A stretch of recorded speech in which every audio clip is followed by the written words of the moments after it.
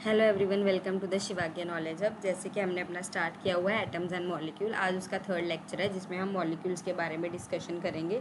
Molecules क्या है और उसके रिलेटेड जितनी भी टर्म्स है उसको हम वन बाय वन डिस्कस करेंगे। स्टार्ट करते हैं हमारा टॉपिक मॉलिक्यूल। मॉलिक्यूल क्या है? In general it is a group of 2 और मोर एटम। ये क्या है?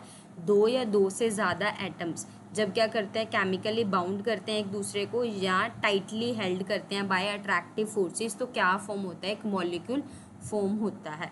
तो बेसिकली मॉलिक्यूल की डेफिनेशन कहाँ से आ जाएगी? यहाँ से आ जाएगी। It can be defined as, ये सबसे स्मॉलेस्ट पार्टिकल है। It is the smallest particle of the element. एक एलिमेंट का सबसे स्मॉलेस्ट पार्टिकल और अ कंपाउंड, या एलिमेंट का ले लो या कंपाउंड का ले लो, सबसे स्मॉलेस्ट पार्टिकल है that is capable of independent existence, जिसकी खुद की इंडिपेंडेंट एग्जिस्टेंस है, and show all the properties of that substance, और उसके अंदर सारी की सारी प्रॉपर्टीज़ होती हैं उन सब्सटेंसेस की जिससे ये मॉलिक्यूल मिलके बना है। Atoms of the same element और of different elements can join together form molecules. वो कह रहे हैं एक एटम सेम एलिमेंट के साथ, सेम एलिमेंट के दूसरे एटम के साथ भी ज्वाइन होकर मॉलिक्यूल बना सकता है, या डिफरेंट एलिमेंट के साथ भी बना सकता है। जैसे एक मैं ले लूँ, एलिमेंट हाइड्रोजन है, दूसरा एलिमेंट हाइड्रोजन है। एक हाइड्रोजन का एक एटम लिया मैंने और एक इस हाइड्रोजन का एटम लिया। इन दोनों ने कंबाइन करके क्या बना लिया? H2 बना लिया। ये क्या हो गया? सेम ही एलिमेंट के एटम्स ने कंबाइन करके मॉलिक्यूल फॉर्म किया। पर यही अगर मैं ले लूँ, एक हाइड्रोजन ले लूँ और एक क्लोरीन एलिमेंट ले लूँ, एक इसका एटम और एक इसका एटम, जब इसने कंबाइन करा तो ये क्या बन गया? HCl बन गया। ये भी एक मॉलिक्यूल है। मतलब जो मॉलिक्यूल है वो सेम एलिमेंट से भी बन सकते हैं और डिफरेंट एलिमेंट से भी बनाए जा सकते हैं।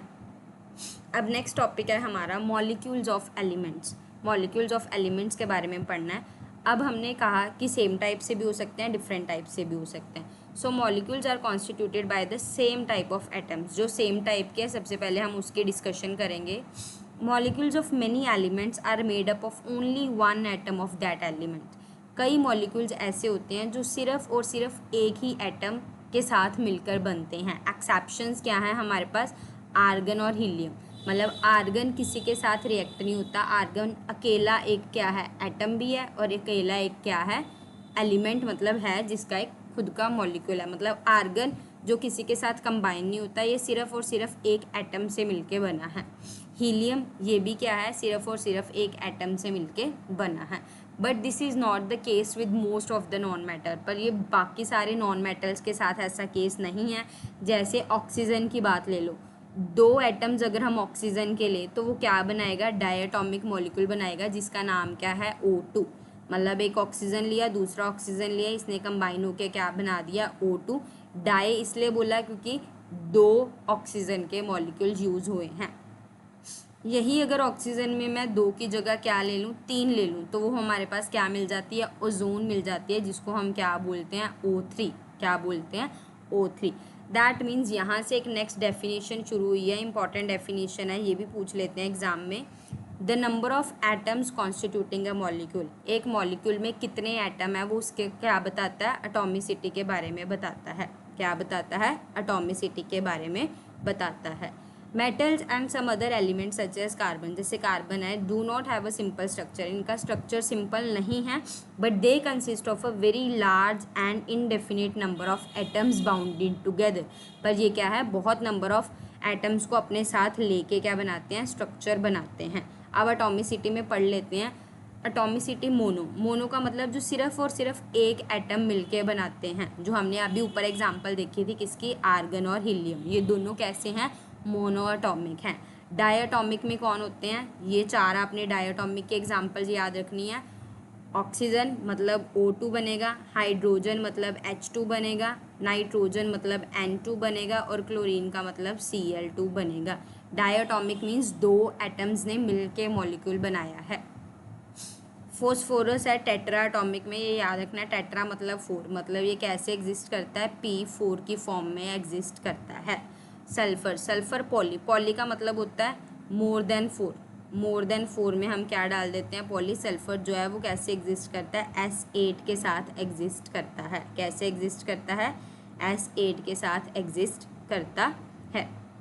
ये तो हमने पढ़ा था एलिमेंट्स का। अब हमने करना है मॉलिक्यूल्स ऑफ कंपाउंड्स का करना है। तो जैसे एटम्स ऑफ डिफरेंट एलिमेंट है, ज्वाइन करके क्या बना लेते हैं, मॉलिक्यूल्स ऑफ कंपाउंड्स भी बना लेते हैं। हम इसको डिस्कस कर लेंगे कैसे बनाते हैं।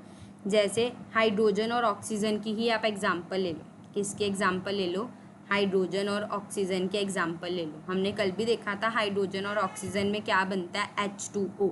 2 हाइड्रोजन ले लिए और 1 ऑक्सीजन ले लिया, इसने क्या बना लिया, वाटर बना लिया।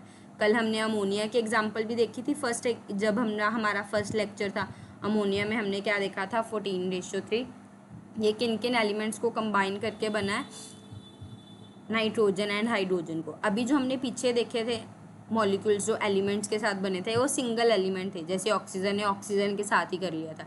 बट कंपाउंड में क्या है, डिफरेंट एलिमेंट्स कंबाइन होके बना लेते हैं। जैसे हाइड्रोजन ने ऑक्सीजन के साथ वाटर बना लिया, नाइट्रोजन ने हाइड्रोजन के साथ अमोनिया बना लिया, कार्बन ने ऑक्सीजन के साथ क्या बना लिया, कार्बन डाइऑक्साइड बना लिया। होप आपको इतना क्लियर हो गया होगा। अब एक्टिविटी में चलते हैं। आज के लिए इतना ही कर लेते हैं, नेक्स्ट लेक्चर में मैं आपको एक्टिविटी कवर करवा दूंगी।